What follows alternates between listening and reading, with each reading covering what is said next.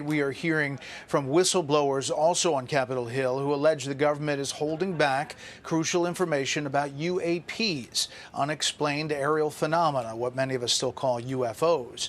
Senior congressional correspondent Chad Pergram shows us that tonight. Shocking witness testimony. It stopped about 100 feet in front of me and approximately 100 feet above me. My telephone got extremely hot, completely froze. From whistleblowers who served in the military. Chaos ensued over the radio as the object approached rapidly. I heard my friends screaming, "It's coming right at us, it's coming right for us." People demand answers. There is something out there, and we should know as the people what it is. The hearing was enough to convince some lawmakers who were once skeptics. Growing up, I really never believed in UFOs or any of this stuff. I admit, I've become a believer. GOP Missouri Congressman Eric Burleson showed an alarming video leaked to him anonymously.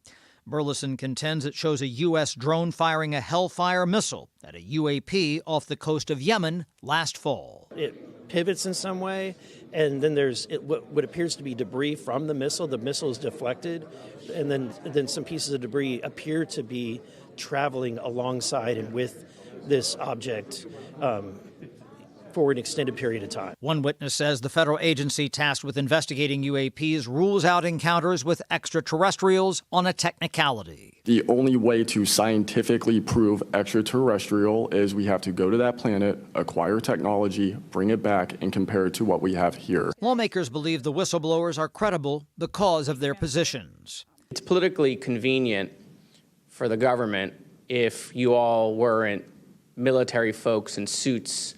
It would be much better if you pulled up in Winnebagos and were wearing hats. One congresswoman wants special protections for UAP whistleblowers. Most of our whistleblowers that come forward, the first thing that goes is their security clearance. Security clearance is their livelihood.